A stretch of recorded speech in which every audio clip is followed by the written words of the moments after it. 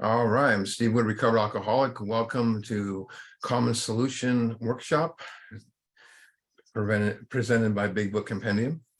So I'm going to start. I'm working at step one. So I'm going to start off. I'm going to read a story, article that Bill Wilson wrote. It's a couple minutes long. It's really good though, and it's called Kleptomania, and it's from 1960. This is what Bill Wilson had to say.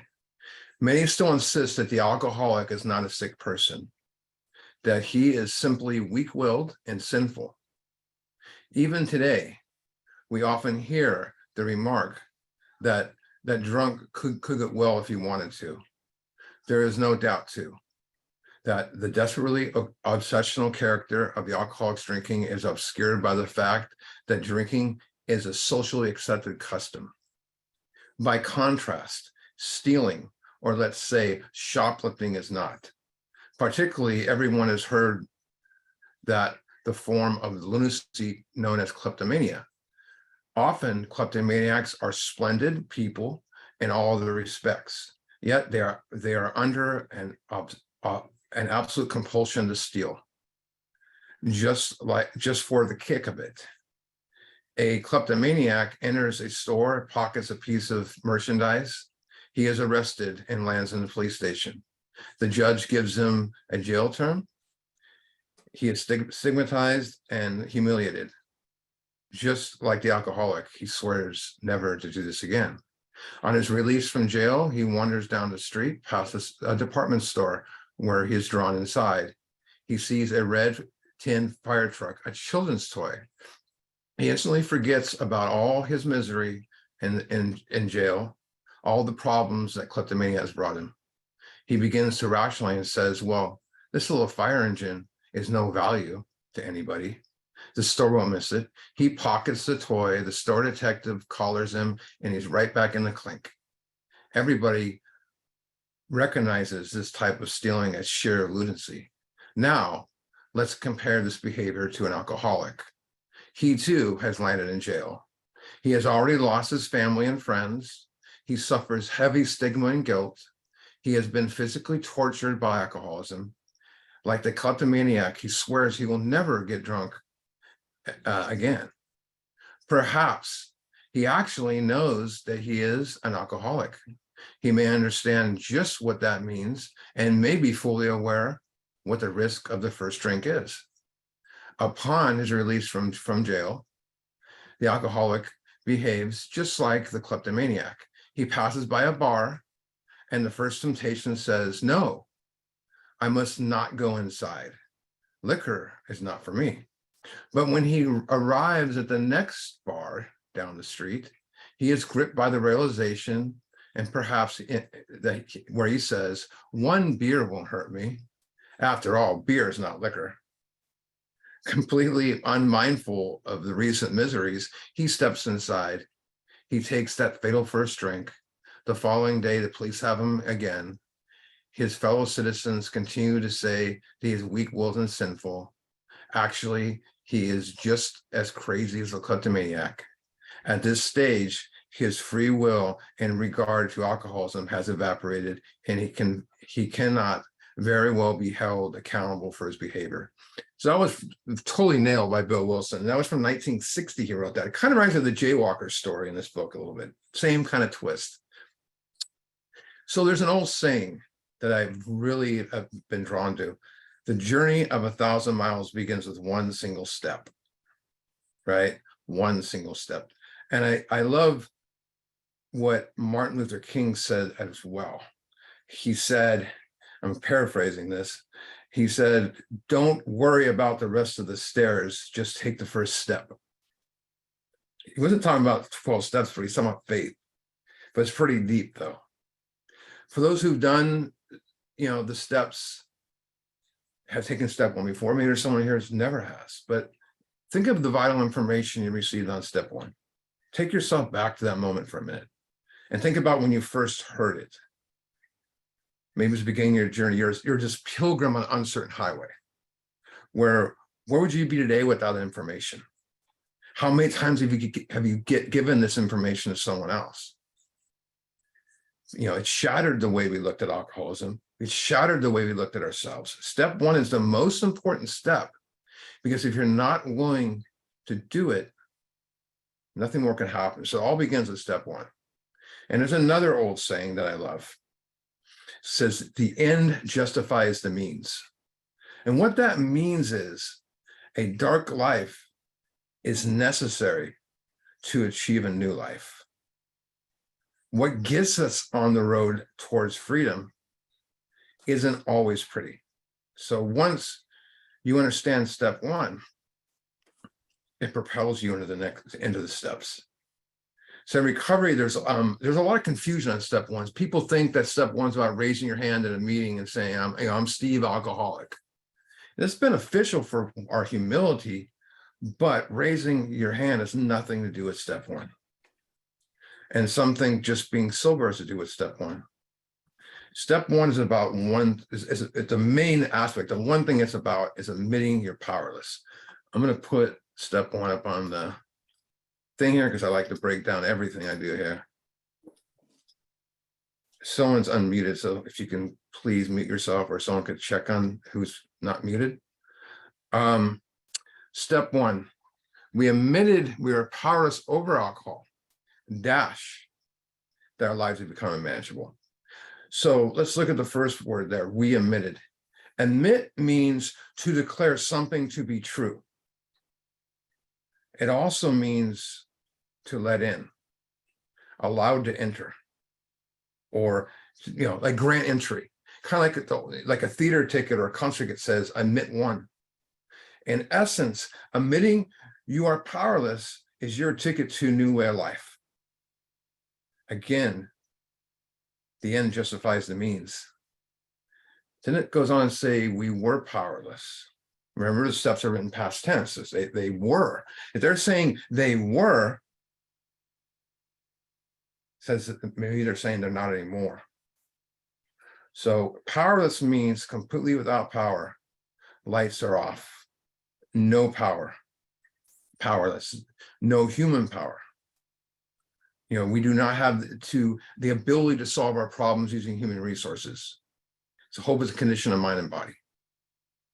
That's impossible to solve on our own power. Step one does not require us to admit we are alcoholic. That's where confusion lies. Rather, it asks us it simply just asks us if we are powerless over alcohol. Being powerless over alcohol means we have lost the freedom of choice when drinking, before you drink and once you drink. And then step one is, you see this little dash here, separated by what's called an M dash. And an M dash is something that was used a lot during these early days of writing. You don't see it as much anymore, this type of dash.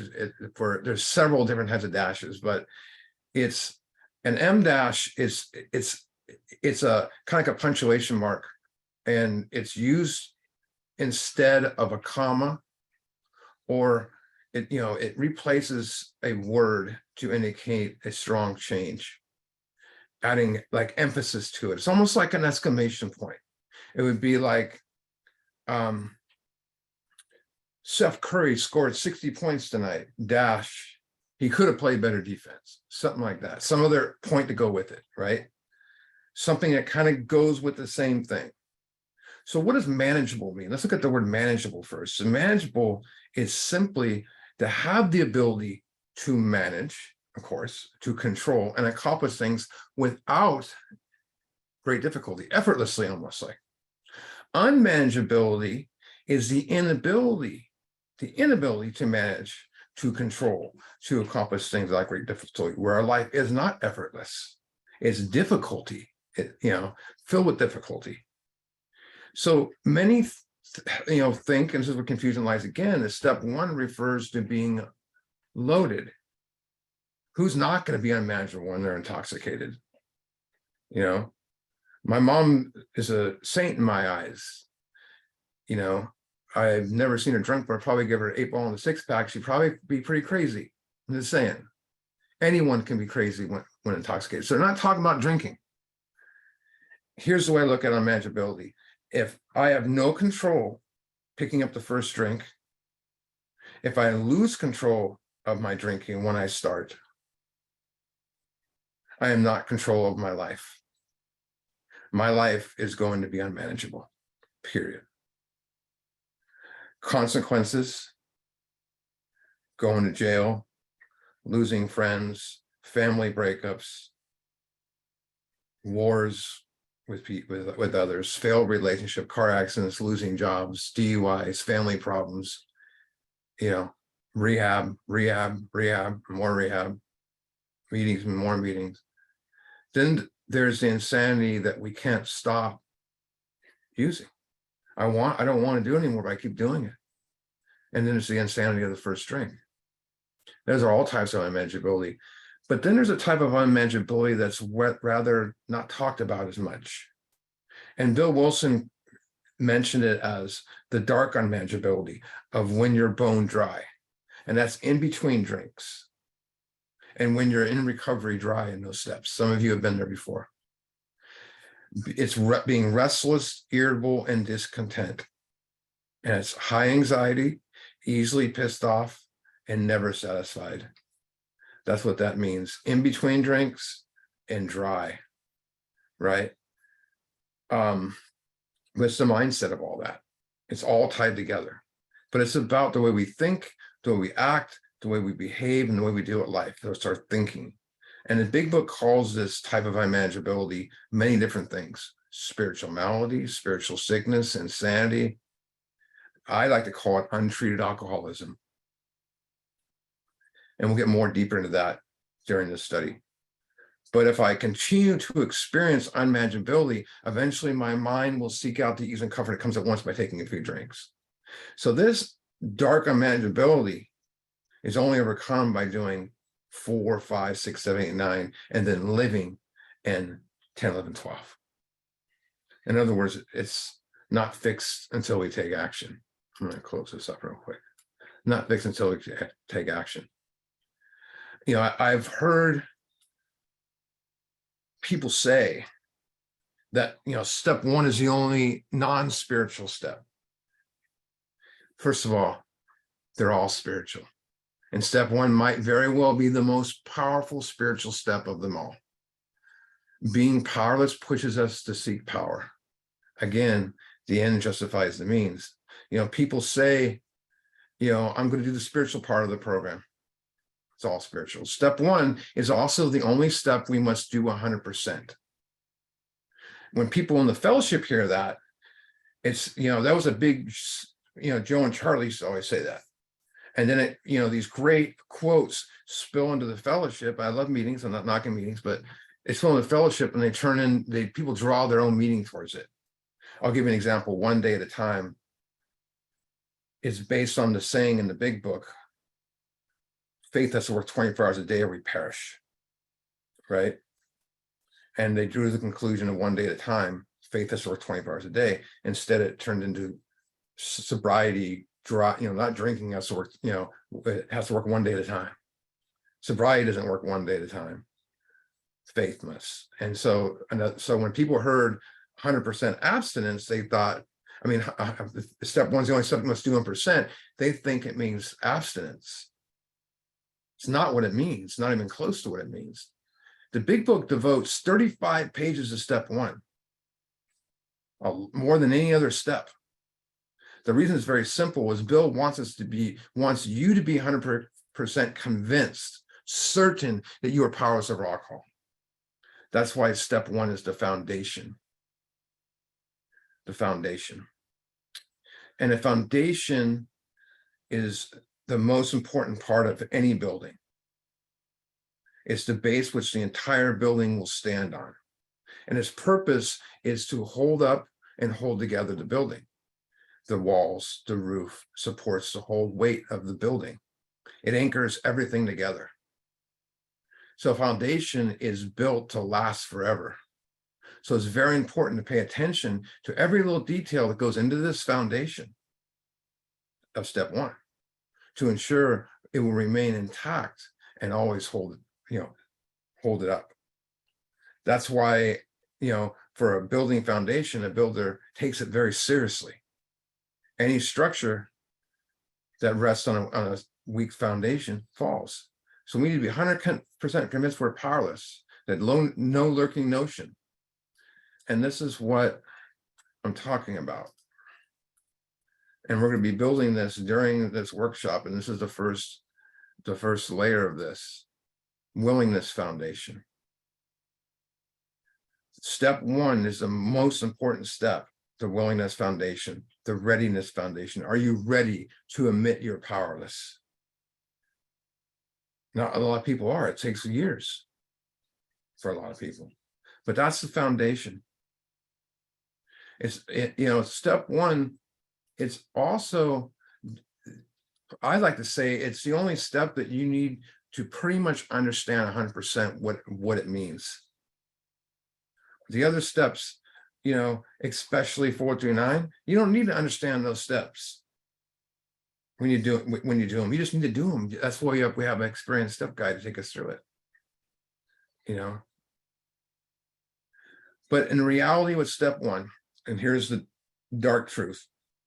While we take step one, the truth is step one took us a long time ago. Step one took us years ago. We just didn't know it. When I was in my early 20s, going from rehab to rehab to rehab, the meeting, to rehab, the meeting, I had no idea what an alcoholic was. And I was a junkie and alcoholic. I had no idea what it meant. And one therapist told me it was my hereditary, it's hereditary, Another said it's your upbringing. Another said it was my thinking, which thinking is what they always drew conclusions why alcoholics were alcoholic. But there's another part to it. But I was an alcoholic going to AA. I had no idea what an alcoholic was. And that was until I got into the big book. And with proper step guide, I had a step one experience. And this is one of the lost art forms of Alcoholics Anonymous sponsorship is the lack of a step one experience for the prospect, the sponsee, you want to call it that. Step one experience is very important. It's that light bulb going off when you explain to them why they do what they do. That can only come from knowing why we are alcoholic. Do you know why you're alcoholic? Let's go to page 30 of the book. So the way I take you guys through this tonight is very mirrors the same way. I don't do all that lead-in I just did, except for breaking down the first step. How I take a person, male or female, through the first step as a sponsor. So I always love this paragraph, and it says, so if we go through this paragraph, there's several words I'm going to say, by the end of the night, you're going to know these words. And so I'm going to ask you to underline these words as I read them, because they're going to pop up the whole night. Because most of us have been unwilling to admit we're a real alcoholic. Underline real alcoholic. No person likes to think he is bodily, underline bodily, and mentally, underline mentally, different from his fellows. Therefore, it's not surprising that our drinking careers have been characterized by countless vain attempts to prove we could drink like other people. The idea that somehow, someday he will underline control, and enjoy his drinking is the great obsession, underline obsession, of every abnormal drinker, underline abnormal. The persistence of this illusion is astonishing and may pursue to the gates of insanity, underline insanity, or death, underline death. So in that paragraph, those words were real alcoholic, bodily, mentally, control, obsession, abnormal, insanity, and death. If you can take a person through the journey in different parts of the book, you can ensure a step one experience. So let's see what a real alcoholic is, right? Let's see what a real alcoholic is. Let's go to page 20. And I'm going to put up a slide. because, well, actually, I'll read it first. So we're on page 20 where it says moderate drinkers. Now, this was information that was astonishing me the first time I heard it. The first time I heard this information. So moderate drinkers have a little trouble giving up liquor entirely if for a good reason. If they have a good reason for it, they can take it or leave it alone. I'm going to share the screen again. All right. They can take it or leave it alone. So the mental state of this person is they can stop for a good reason, underlying reason. So a good reason might be that someone died of alcoholism in their family, or they saw someone OD in front of them. They'll never touch it again. Maybe they get a heart condition or something. Perhaps they get, maybe they get sick, or it burns when they drink it or something, or snort it, whatever. Meaning they can use willpower and self-knowledge. Maybe they just hate the taste and they're like, or their best friend got a DUI or got arrested, scared straight. Their body response is they can control their drinking. They have a normal reaction to alcohol. They have 1 or 2 drinks, and that's it. They can tell you how much they're going to drink before they start. They never want more after a drink. They never sit there and go, all right, that was a good, shot. Give me another, where's the next one? They don't do that. And they drink out of those little tiny airplane bottles. They're not powerless. They have human power. They have human power. They can solve their human problem using human resources. Then we have a certain type of hard drinker. This is also known as a heavy drinker or drunk. He may have a habit bad enough to gradually impair him physically or mentally. That means he gets a little tipsy. They're not talking about a physical reaction or mental reaction. It's a little tipsy when he drinks and his head spins, and may cause him to die a few years before his time. The life expectancy of a hard drinker that drinks most of his life is around 60. The real alcoholic, for a male, is 49. For a woman, it's in early 40s. That's scary. So he may die a few years before his time.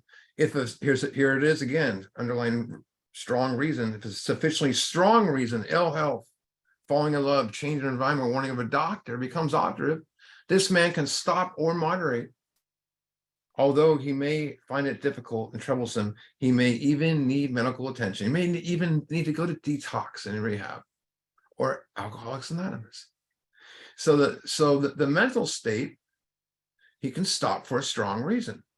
So let's go back and let's just do this. I like to call this the hard drinker's test, to see if you're, where you stand. Did ill health ever stop you from drinking? Did falling in love ever stop you from drinking? That perfect marriage you had, did that stop you from drinking? Change of environment ever stop you? Did the warning of a doctor ever stop you? If you pass every single one of those, you got straight A's, you're an alcoholic.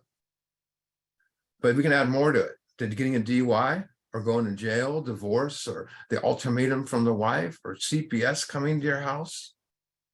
All we ever did was fear, set up the next time, how we're going to deal with this. We live on that survival mechanism. The threat of being fired didn't stop us. We got fired. The bank is trying to take the house away. I remember going to the doctor I don't remember why I was at the doctor, but he poked at my side. He goes, "Do you drink?" And I go, "Nah, I don't drink." And he pokes at my side, and I jumped like 10 feet in the air, it seemed like. And he goes, "Well, for someone who doesn't drink, in about 7 years, you have cirrhosis." All I heard was 7 years. I didn't hear cirrhosis. I got 7 more years, For, hard drinkers, interventions work because they respond to reason. They can use willpower and self-knowledge. Humiliation and suffering happens, such as getting arrested, and they stop for good. So many ODs in front of them, or whatever. Alcohol and drugs are not cunning, baffling, and power.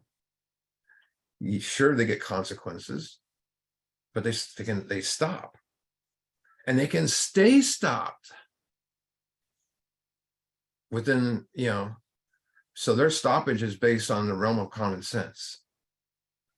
Body's response to alcohol, they can control their drinking. They don't go on a run. They just like the other guy. They can tell you how much they're going to have, down the exact amount. They're not powerless. They have human power. They have human aid and the ability to solve their problems using human resources. But what about the real alcoholic? Here it goes. He may start off as a moderate drinker. At least he might, that's why we kind of start off at the very beginning. He may or not become a continuous hard drinker. But some stage, no matter where that is, of his drinking career, he begins to lose all control of his consumption once he starts to drink. So the mental state of the real alcoholic does not respond to reason. The moderate drinker can stop for a good reason, the hard drinker for a strong reason. We don't respond. Does reason exist in an alcoholic? It doesn't, because we're mentally different. We have a mental obsession. We drink against our will because it's obsession. The definition of a mental obsession is a reoccurring, persistent idea of drinking or using, what do you want to say, that does not respond to reason. Reoccurring, persistent idea does not respond to reason. Humiliation and suffering, sure, we feel it, but we forget it when a drink comes to our mind. There's no defense against it. All desire to stop is crushed. Alcohol is not cunning, baffling, and powerful, because it's the obsession that's cunning, baffling, and powerful. It's the obsession, because I'm going to get loaded despite knowing all the consequences that come with it. Think about how your consequences got deeper and deeper and deeper and deeper and deeper and deeper. You knew everything was going to happen to you, but the obsession, you don't wake up in the morning and go, you know what, I think I'm going to get in a domestic dispute and I'm going to crash my car through 3 houses and I'm going to, break a guy's jaw. No, we never planned that stuff. Cunning, baffling, powerful. One of the best descriptions of the mental obsession comes from the movie The Terminator. There's a scene in The Terminator where Reese, who's the hero that goes back in time, forward in time, whatever, I forget what it was, is describing the Terminator Sarah. And he says, it can't be bargained with. It cannot be reasoned with. It doesn't feel pity or remorse and will not stop ever until you're dead. Sounds like the obsession. Now think about yourself when someone tried to bargain with you or reason with you. You're like, I didn't listen to them. And how many of us have sponsored in here for quite a while, anyone, you're talking an obsession. You can't, when someone's drinking, they're drinking. Nothing you can do about it. So real alcoholics, their body reaction is they lose all control of their consumption once they start to drink. All control of their consumption. Control is the power and ability to influence and direct or stop a course of events. Loss of control is the inability to stop. Loss means fail. So a real alcoholic fails at the power and ability to control their drinking once they start. I think I closed it too early. Powerless, they lack human power. They do not have the ability to solve their problems using human resources. Hope is a condition of mind and body. Can't solve their own power. So these hard drinkers and real alcoholics, they're polar opposite. Let's just review again. Hard drinkers do not crave when they start. Alcoholics do. Real alcoholics do.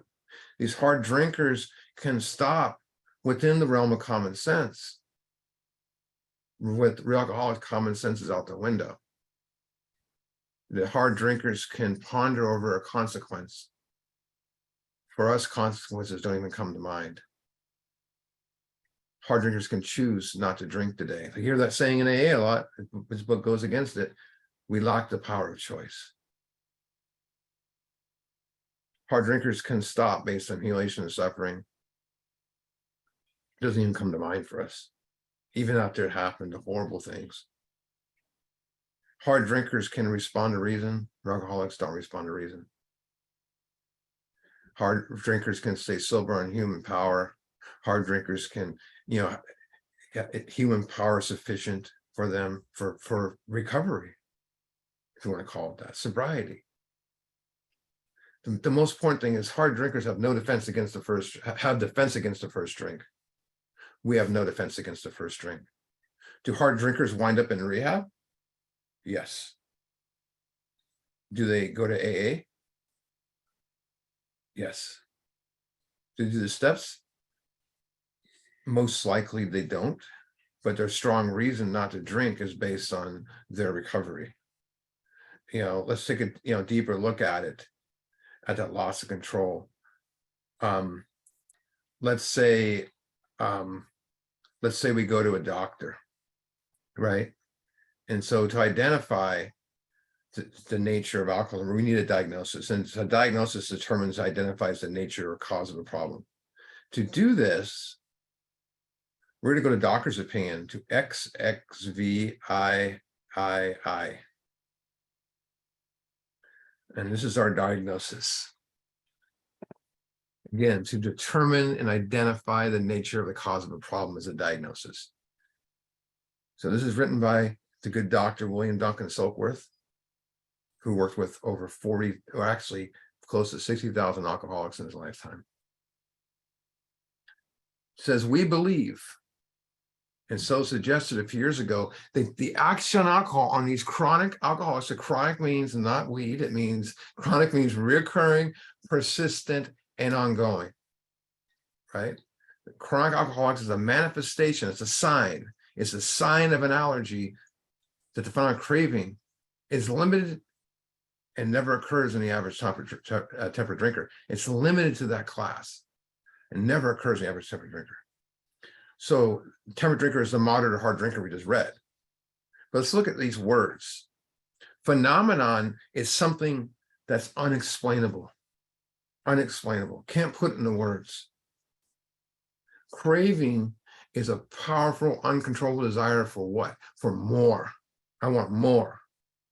So he calls this unexplainable, uncontrollable power, powerful desire for more after the first drink. He calls it an allergy. Calls it an allergy. So when I first read this, I was like, I don't break out in hives when I drink. And my sponsor handed me a dictionary, a 1935 dictionary that I still have. And it said, abnormal reaction to a substance. Abnormal means away from normal. There's one of those words. Abnormal means away from normal, right? Allergy is an abnormal reaction to a substance. You have an abnormal reaction to alcohol or drugs once you start, or both, or everything else, whatever you do. Once I started, I wanted more. I craved more. And once I started, and that was my body's reaction to the first drink. That was that allergy. So the definition of this phenomenon of craving, physical allergy, is the bodily different part, the abnormal reaction to alcohol or drugs after the first drink or use, whatever you want to call it, leading to the sufferer to crave more. I always like to throw in suffer because we're suffering, yet I'm going to put in more in my body and crave more what I suffer from. We're bodily and mentally different from our fellows. So I have a mind that's going to condemn me to drink against my will, it's obsession, and I have a body that condemns me to death, allergy. Another way to put it is, I can't stop once I start. And when I'm stopped, I can't stop from starting. Think about those two things. These other people can they can stop once they start. They can take a drink and go, oh, that's not for me, and put it down. And they can't stop from starting. They go against their will to drink again. It's a physical reaction to alcohol. That physical reaction, that allergy, is what makes us alcoholic, the main thing. But the main problem is the center of our mind, because that's going to bring us to that allergy, to pick up that drink. That's what makes us real alcoholic. The combination of them both, let's just say. But the physical part is the big thing that separates from all the drinkers. Here's one of the, I would say one of the only warnings in the book he really gives us. But it says, it's in this book, this is by Silkworth, but it says these allergic types can never safely use alcohol in any form at all, any form, not in cake, not nothing, right? And once having formed the habit and found they cannot break it, once having lost their self-confidence, wow, their reliance upon things human, their problems pile up on and then become astonishingly difficult to solve. So you just notice the unmanageability there in that last sentence. Our problems pile up on us and we become astonishingly difficult to solve. All of these problems pile up on us once. The jail, the DUI, losing friends, the divorces, the breakups, losing jobs, throw in the insanity we can't stop. Self-confidence gone, we're beyond human aid. Our human resources no longer work. We're astonishingly difficult to solve. Hopeless condition of mind and body. Hopeless is something that is impossible to solve. See, our life is like this puzzle that we just took up and threw up in the air and then scattered around the room. And we need something to help us put it back together again, and it's called the 12 steps. But the thing is when you put that puzzle back together, you got to realize there's some parts you don't want anymore. And something greater than us is going to fill in those parts for us. But my question is, how successful were you at managing your life, running your life, controlling your life? Earlier when describing the hard drinker, it mentions that he has a habit. A habit is it's reoccurring action, established custom is a good way to put it. Performed regularly, usually like kind of done like unconsciously, a habit, right? There is a difference between a habit and addiction. Addiction is mentally and physically dependent due to a mental such and physical allergy. A person with a drinking habit can stop based on reason. Bubba said, once having formed the habit and found they cannot break it. When you have a drinking habit and you can't break it, it's an addiction. That's a strong realization to take in right there for a lot of people. Habits can be broken in human power, addiction cannot. We're going to go a couple paragraphs down, and we're going to read one of my favorite paragraphs in here. And this is the one that once you get it down to explain it well enough, you can really help people and get people's attention.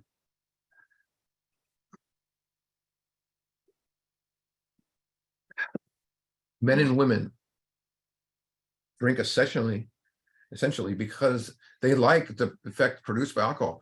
Who doesn't? No shit. We know that, right? Did any of us drink for any other reason? We like the effect. The cessation is so elusive, while they may admit it's injurious. Injurious means causing injury, damage, or harm. They cannot, after a time, differentiate the true from the false. To them, the alcoholic life seems the only normal one. Now, I like to do Croft references in here. I'm going to cross reference to 151. So hold this page. Let's go to 151 into A Vision for You, 151, and we're going to give a deeper meaning to our alcoholic license, the only normal one. And this is deep. So page 151, I think it's towards the bottom.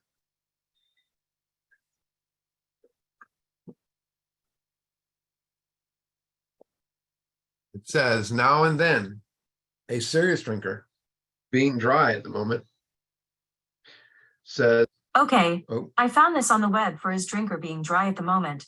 Check it out. My computer's talking to me. That was funny. Let me go back on that again. Serious hard drink, being dry at the moment, says, I don't miss it at all, feel better, work better, having a better time. As ex-problem drinkers, we smile at such a sally. We know our friend is like a little boy whistling in the dark to keep up his spirits. You ever felt like that before? He fools himself inwardly. I felt like this at meetings for years. He fools himself inwardly. He would give anything to take half a dozen drinks and get away with them. He will presently try the old game again, for he isn't happy about his sobriety. Been there. He cannot picture life without alcohol. Someday he will be unable to imagine life either with alcohol or without it. Then you will know loneliness as such as few do. He will be at the jumping off place. He will wish for the end. I've been there, you know, in the 90s. I did my sabbaticals, and I never got more than 3 months of sobriety. Never got past the third step, but I have 7 trips to rehab, and I always felt like that, where they're describing there. Totally nail on the head. And that wishing for the end.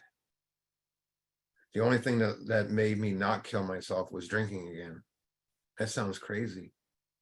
But my grandsponsor used to say alcohol saved a lot of alcoholics from killing themselves, because that restless, irritable discontent when we're not drinking. Let's go back to XXVII where we left off.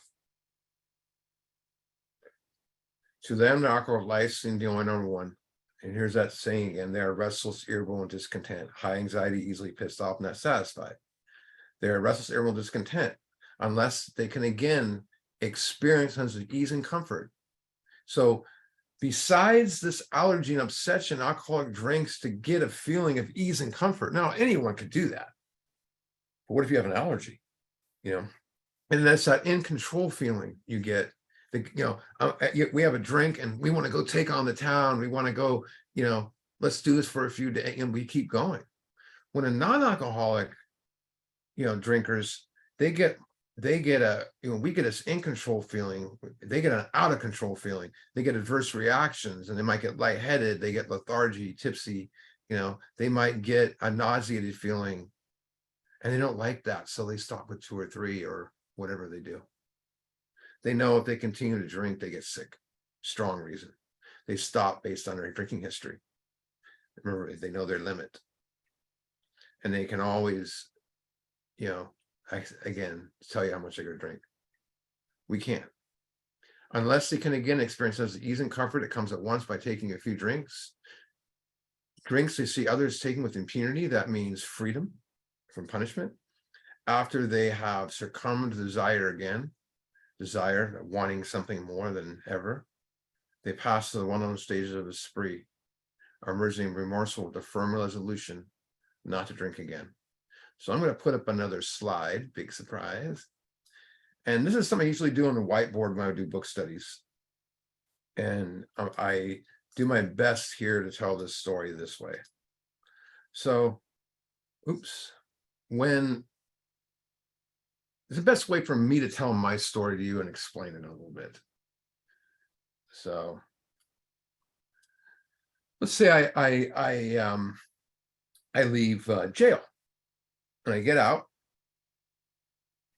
and I've got arrested 3 times in 4 days or something like that. And I get out and I got a desire to drink. I got the desire, I drink, phenomenal craving develops, and I go on a spree, the run, right? Desire, obsession, drinks, spree, allergy kicks in. But then I stop with a firm resolution not to drink again in the back of a cop car, somewhere like that. I'm not going to do it again. I swear. And I'm going to go to AA. I'm going to go to CA. I'm going to go to, whatever other programs are. I might go to a little church here and there.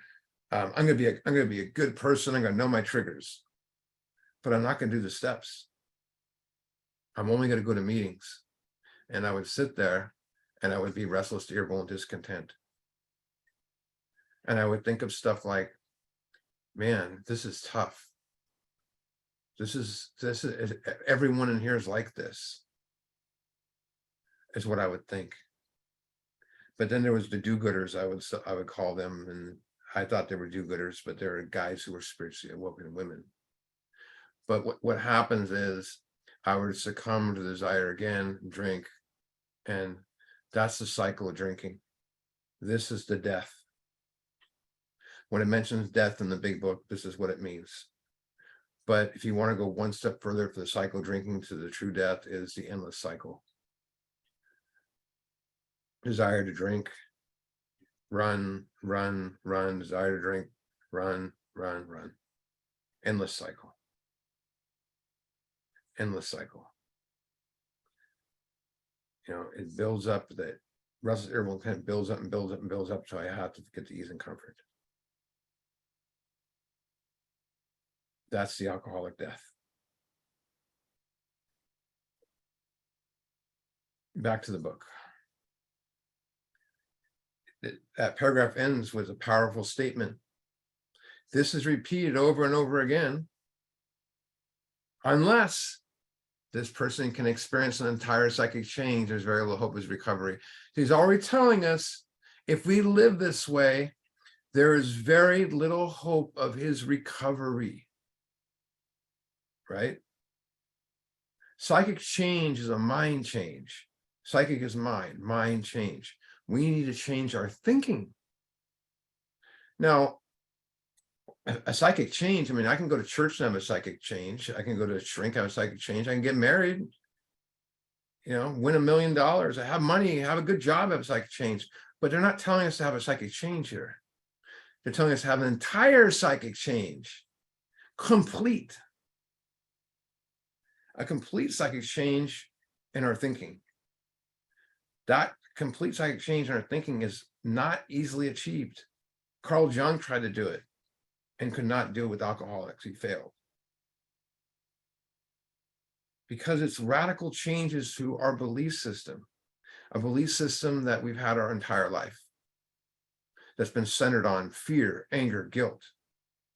A belief system that's driven by things like high self-esteem or low self-esteem or pride or material security.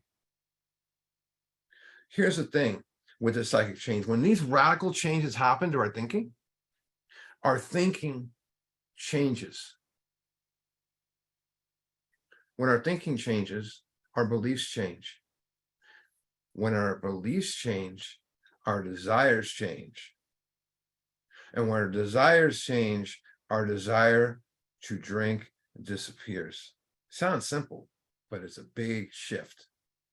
Radical changes, shifting to, in thinking and beliefs, it's a shift in our thinking and beliefs. In other words, the obsession's gone, the desire. The only avenue I know where this entire psychic change occurs is 12 steps. What do you think Silkworth was trying to do in Towns Hospital? He tried to get people psychic changes and stuff like that. Do this differently and do that differently. Psychic changes, we find it within. The steps take us to that place. So just to let you know, psychic change is the same as spiritual conversion. Spiritual conversion is a change within our thinking. Spiritual experience, spiritual awakening, same thing. So we got our diagnosis, our allergy obsession. That's why we're alcoholic.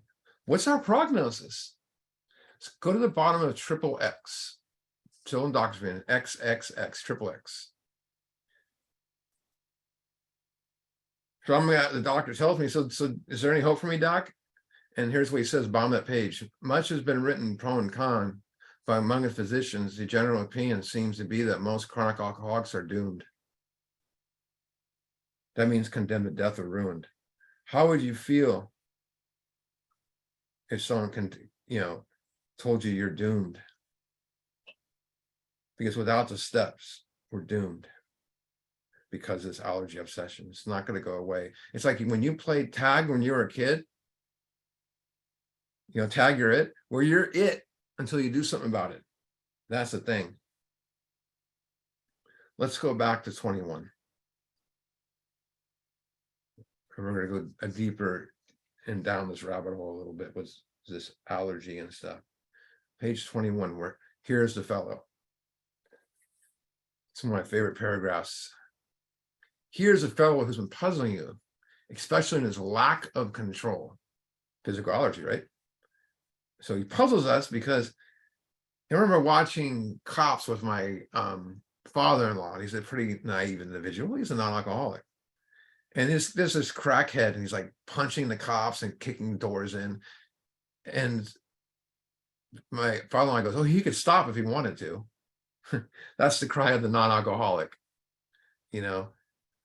As I mentioned last week, all the early laws in treatment for alcoholics was always always done by who? Non-alcoholics. It took an alcoholic to help another alcoholic. Silkworth gave us his theory. Why is it a theory? Allergy obsession. Because he never experienced it, but he saw it in thousands of patients he had. So here's the fellow puzzling, especially his lack of control allergy.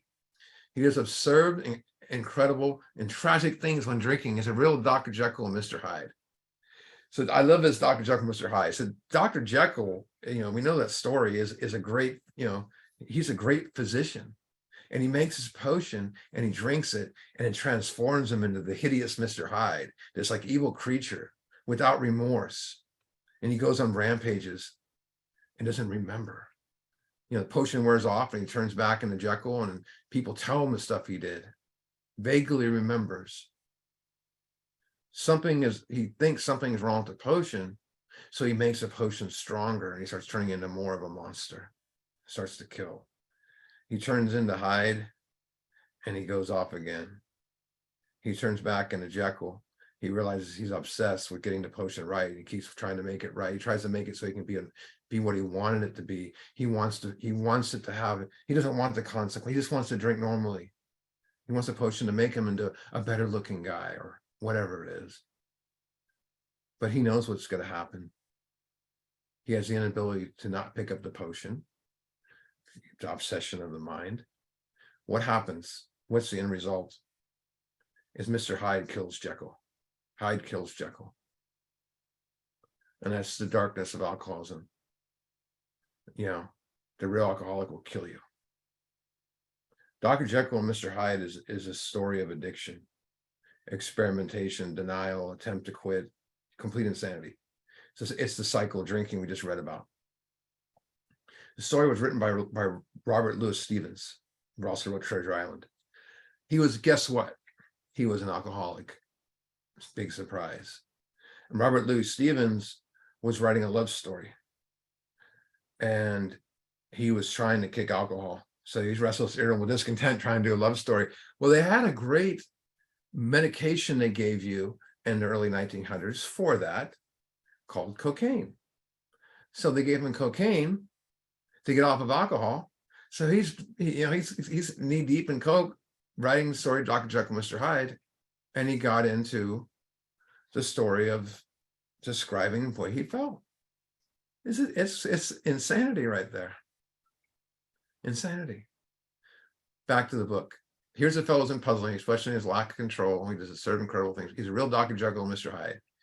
He is seldom mildly intoxicated. He is always more or less insanely drunk.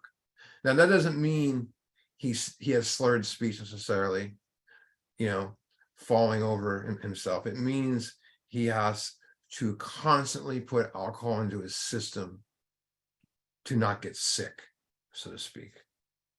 That's what it means. I was reading this thing about coffee today and how you lose your tolerance towards caffeine. It still does its thing, but you don't get the weird headaches and stuff from it after a while. Alcohol is very similar to that. And the reason why hard drinkers get that, because they can go days without drinking. If you're having to fuel your system with alcohol or drugs, you don't get I could have 30 volumes in me and a bottle, half a couple maybe pints of 100-proof pepper and schnapps and pull through a checkpoint and go, yeah, I'm just getting off of work, and I could turn it on. And I would rarely get caught that way. Eventually, how it goes. Check this out. His disposition means character and personality. So his character and personality while drinking resembles his normal nature, but little. Sounds like us. He may be one of the finest fellows in the world. Sounds like us. Yet, let him drink for a day and he frequently becomes disgustingly, even dangerously antisocial. Sounds like us. He has a positive genius for getting tight. That means stuck at exactly the right moment, particularly when some important decision or engagement must be kept. Oh, that sounds like us. Where's John? Is he gonna get here in the restaurant on time and you're home smoking a bowl in the bathroom or drinking, whatever you're doing? Dangerously antisocial means violent. Dangerously antisocial means violent. Violent antisocial. We start to harm people. And then on top of that, our word is no good. We can't keep an appointment, which hurts our family and friends. So we push them away so they don't invite us anymore. Let's see what else we do.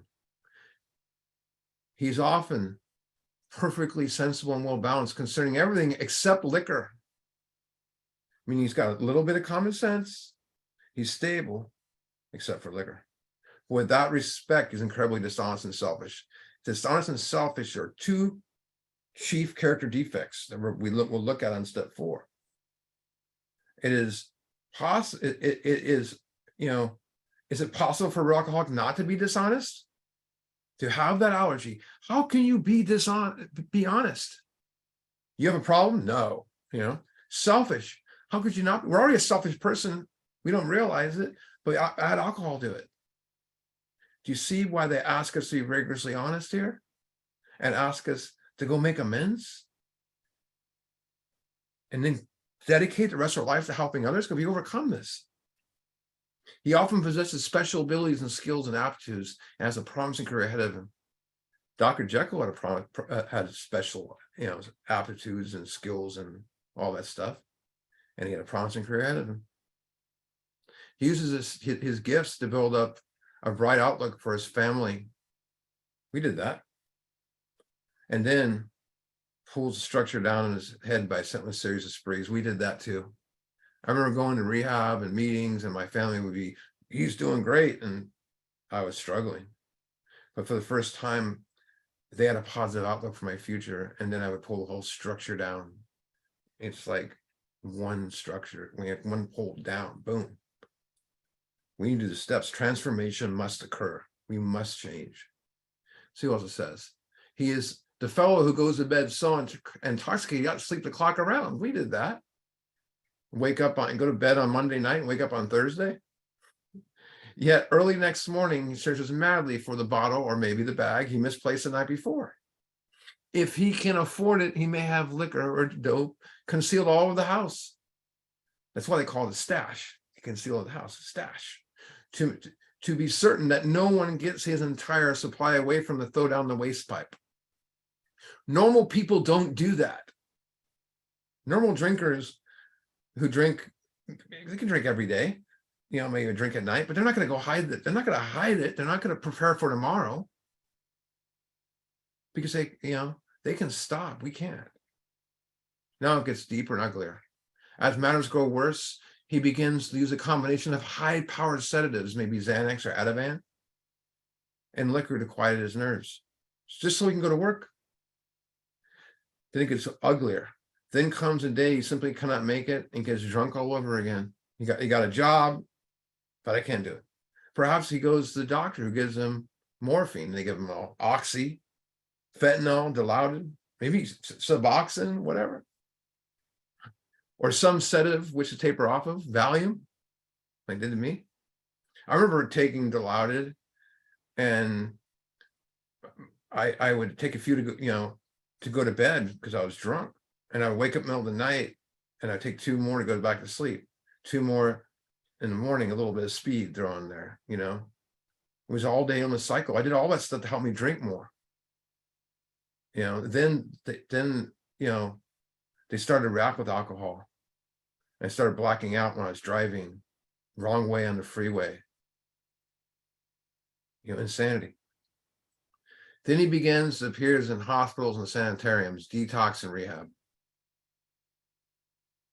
How do they know this stuff? It's just right on the bullseye.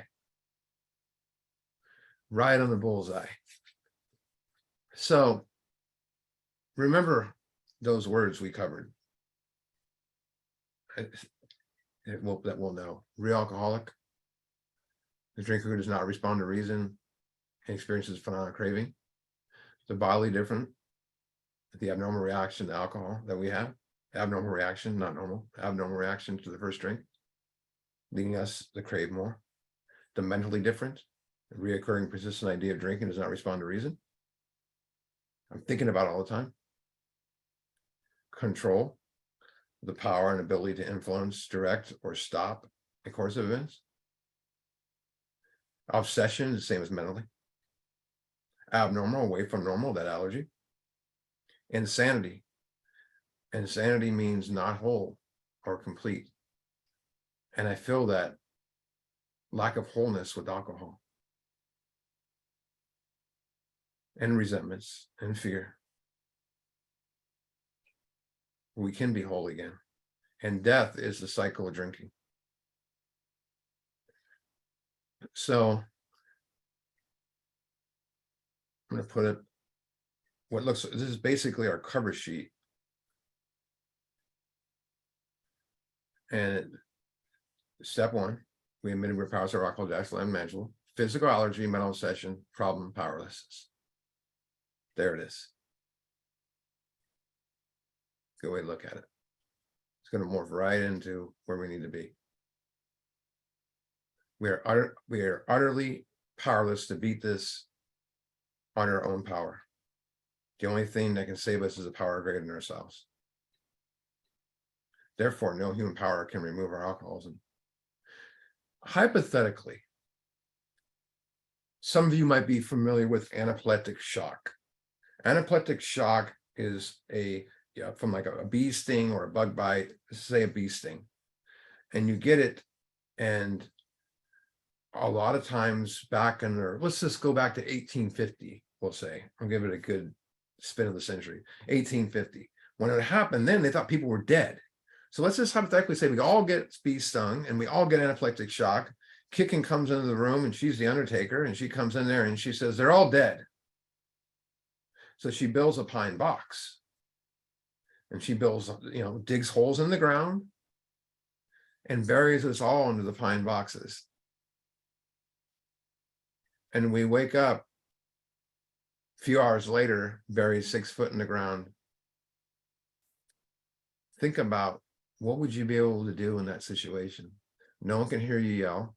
You would be powerless to get out of that situation. Where as long as I don't do the steps, I'm in that pine box. If I'm not doing 4 through 9, I haven't done it yet, and I'm stuck there, I feel like, oh, I need to do it. I'm still in that pine box. Your addiction is still there. The obsession is still there. Let's go back to page 30 where we close with this, and I'm going to do kind of a closing thing in a minute. It says, we learned that we had to fully concede in our innermost selves that we were alcoholics. This is the first step of recovery. The delusion that we're like other people presently maybe has to be smashed. So another word for concede is surrender. Some people, you look up in the modern dictionary, it says admit. 1930s dictionary, it says surrender. So they're asking us to fully surrender to our innermost selves. What does surrender mean? It means to give up control. It means to stop fighting something, to admit defeat, giving up all rights to the conqueror. And in order to surrender to animal self, I need to know what alcoholic is. I think we know that by the information we put up here tonight. Innermost, let's think of the innermost. The innermost of the ocean, some people would say the deepest part, but it's not really the deepest part. It's the abyss, which is right before the deepest part. And it's the most beautiful part, where all life is. So what's the innermost of us? Deep down within us. We need to know what alcoholic is, and thanks to the info we have, we can go deep within ourselves. And once we do that, we completed step 1. And what I do with this sponsee, I ask some questions. I'm going to ask them in a minute, but I want to tell you guys a little, I don't know if it's a pep talk or a story. This is a dollar bill. Let's pretend this is a $100 bill. Okay, pretend this is a $100 bill. Okay. Is there anyone if this is a $100 bill, anyone want this? Anyone in here would want it, right? We all want a $100 bill. What if I told you it was used to bribe someone? You still want it? Of course you would. Oh, someone's unmuted. You can buy one you can carry your phone to. Yeah, you can do. Someone got unmuted. What if I told you this $20 bill was used to bribe someone? Right? Would you still want it? Of course, it's a $100 bill. What if I told you this $100 bill was used up to start a line? Would you still want it? Of course, it's a $100 bill. What if I told you this $100 bill was used for violent extortion? It's still a $100 bill. What if I told you that it was used for someone to buy drugs or take food off their family's table? It's still a $100 bill. You still want it. What if I crumbled it up and to nothing? You still want it? Of course, it's still a $100 bill.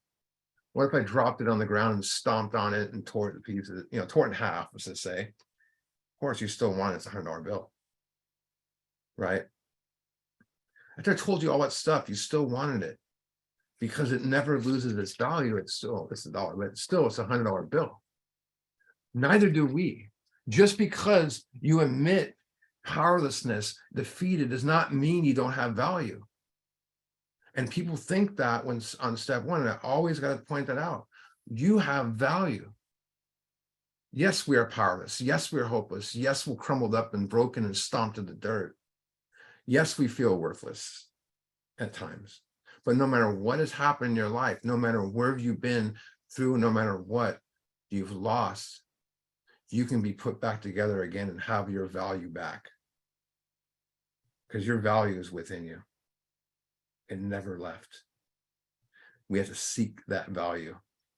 So we're going to close with this meditation, and I'm going to add the step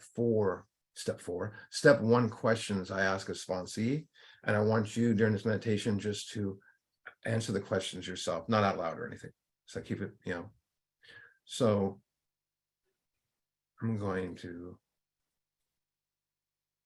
all right, let's just wind down for a second and close our eyes.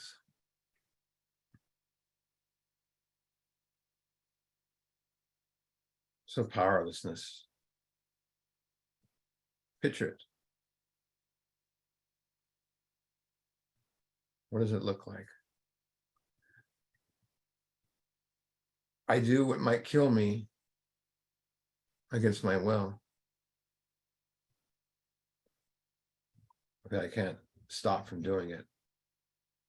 Takes away reason, takes away choice, takes away control. Powerlessness convinces me I'm beyond human aid. What does beyond human aid look like? Picture it. We're in that living hell from one day to the next. Human power and anyone else's power cannot help me. Being convinced that no power can save me, I am hopeless. What does hopeless look like? Picture hopelessness. That feeling of deflation where nothing, I can't beat this. The door is locked, the key is thrown away. I don't know what to do. Being hopeless drives me to surrender. Now, what does surrender look like? We have sunk so deep and crippled by this disease, we realize there's no way I can be lifted out of this mess. I must surrender. I admit defeat. What does defeat look like? I'm broken. I'm broken. Despite the ugliness of defeat, it does pay for reconstruction. Meaning, even though I'm defeated, I can be put back together again. Only a real alcoholic knows what it's like to be defeated by this disease. And only a real alcoholic knows what it's like to reach deep down within to the bottom of their soul and find the strength to seek the power. Many times we thought, if I could only have stopped with that one drink, if only I had control, if only I were normal. Right now, let go of if only and look deep into your darkness, into your innermost self, and ask yourself this question. Am I powerless? The end justifies the means. With that being said, here are those questions. Do you relate with the allergy and obsession from actual experience? Do you believe you are powerless over alcohol or drugs or food or whatever it is? Do you believe it is a hopeless condition? Do you believe human power has failed you? Do you believe you cannot safely use alcohol, drugs in any form at all? Do you believe your life's unmanageable?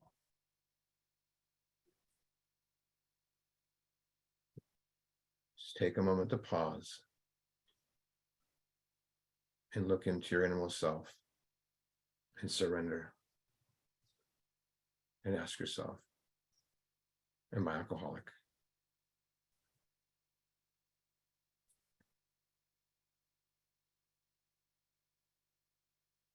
You've completed step one.